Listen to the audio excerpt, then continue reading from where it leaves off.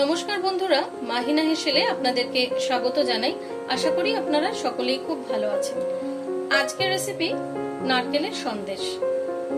নারকেলের সন্দেশ বানাতে বেশিক্ষণ সময় লাগে না আর খুবই কম উপকরণ দিয়ে এটি বানানো যায়। কিভাবে বানাচ্ছি দেখতে হলে আমার সঙ্গে থাকুন, আর ভিডিওটা দেখে যদি ভালো লাগে তাহলে অবশ্যই একটা লাইক করবেন। আপনি যদি চ্যানেলে নতুন বন্ধু হয়ে থাকেন তাহলে চ্যানেলটিকে সাবস্ক্রাইব করে নেওয়ার অনুরোধ রইল। পাশে থাকা বেল আইকনটা অবশ্যই প্রেস করে রাখবেন, তাহলে নিত্য নতুন যখনই কোনো রান্নার ভিডিও আপলোড করব সেই নোটিফিকেশন সবার আগে আপনাদের কাছে পৌঁছে যাবে। তাহলে দেখতে থাকুন।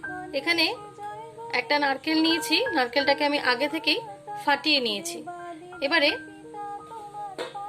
একটা নারকেল কোড়ানির সাহায্যে আমি নারকেলগুলোকে কুড়িয়ে নেব।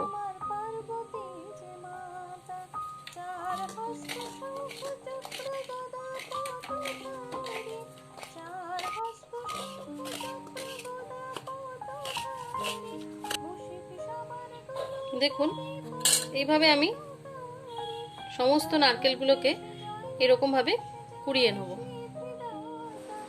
দেখুন, নারকেলগুলো আমার কোড়ানো হয়ে গেছে।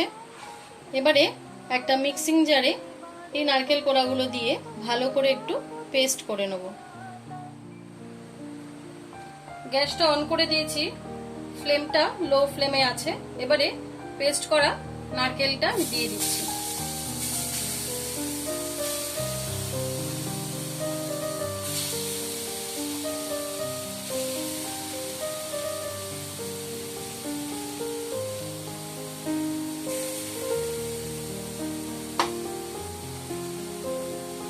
এবার এটাকে একদম লো ফ্লেমে নাড়াচাড়া করে যেতে হবে।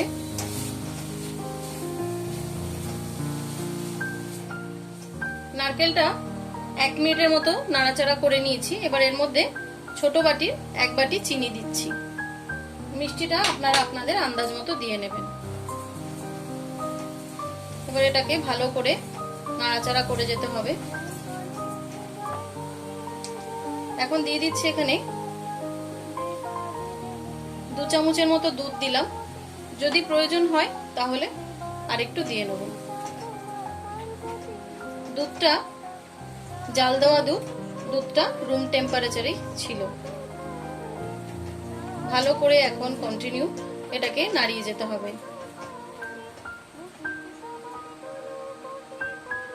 এখন দিয়ে দিচ্ছি এখানে এলাচ গুঁড়ো।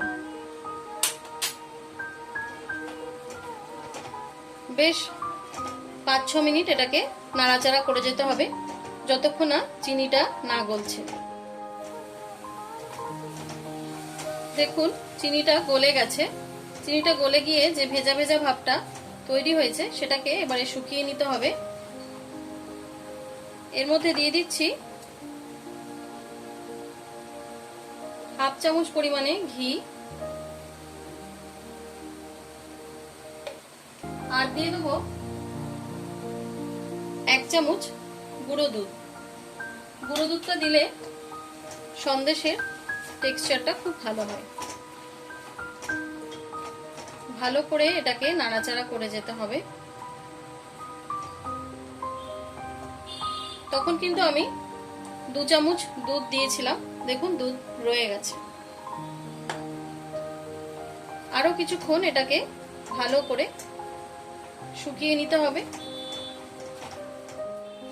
নারকেলের পাকটা আমার একদম রেডি হয়ে গেছে। এবারে এটাকে আমি নামিয়ে নেব একটা থালাতে। গ্যাসের ফ্লেমটা বন্ধ করে দিলাম। দেখুন, আমি মিশ্রণটাকে একটা থালায় ঢেলে নিয়েছি। খুব গরম আছে, এই গরম অবস্থাতেই কিন্তু সন্দেশগুলো বানিয়ে নিতে হবে। আমার কাছে এরকম শেপের কতগুলো ছাঁচ আছে, তো আমি এর মধ্যে অল্প করে মিশ্রণ নিয়ে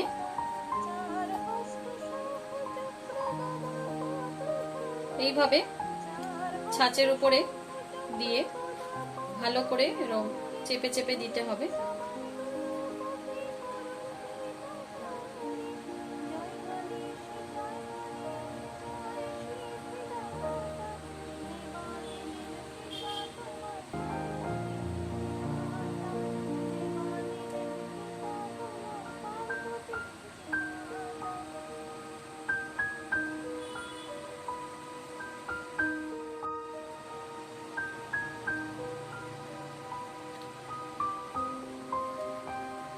দেখুন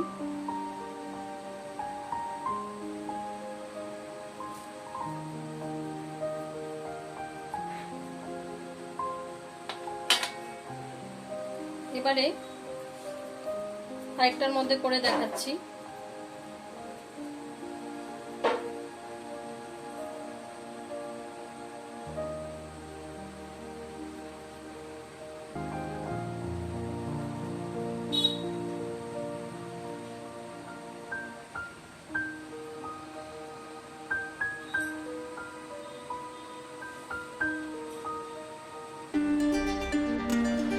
তৈরি হয়ে গেল আমার নারকেলের সন্দেশ।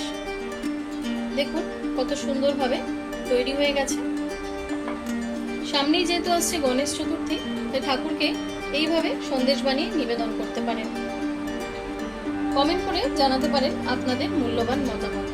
ভালো লাগলে অবশ্যই একটা লাইক করবেন, আর আপনি যদি চ্যানেলে নতুন বন্ধু হয়ে থাকেন তাহলে চ্যানেলটিকে সাবস্ক্রাইব করে নেওয়ার অনুরোধ রইল। পাশে থাকা বেল আইকনটা অবশ্যই প্রেস করে রাখবেন, তাহলে নিত্য নতুন যখনই কোনো কন্টেন্ট ভিডিও আপলোড করব সেই নোটিফিকেশন সবার আগে আপনাদের কাছে পৌঁছে যাবে। ভালো থাকবেন, সুস্থ থাকবেন, আর সকলকে ভালো রাখবেন। নমস্কার। জয় গণেশ জয় গণেশ জয় সিদ্ধিদাতা, দেবাদিদেব পিতা তোমার পার্বতী যে মাতা, দেবাদিদেব পিতা তোমার পার্বতী যে মাতা। চার হস্ত শঙ্খ চক্র গদা পদধারী, চার হস্ত শঙ্খ চক্র গদা পদধারী, মুশিক সবার গণপতি পরম হিতকারী।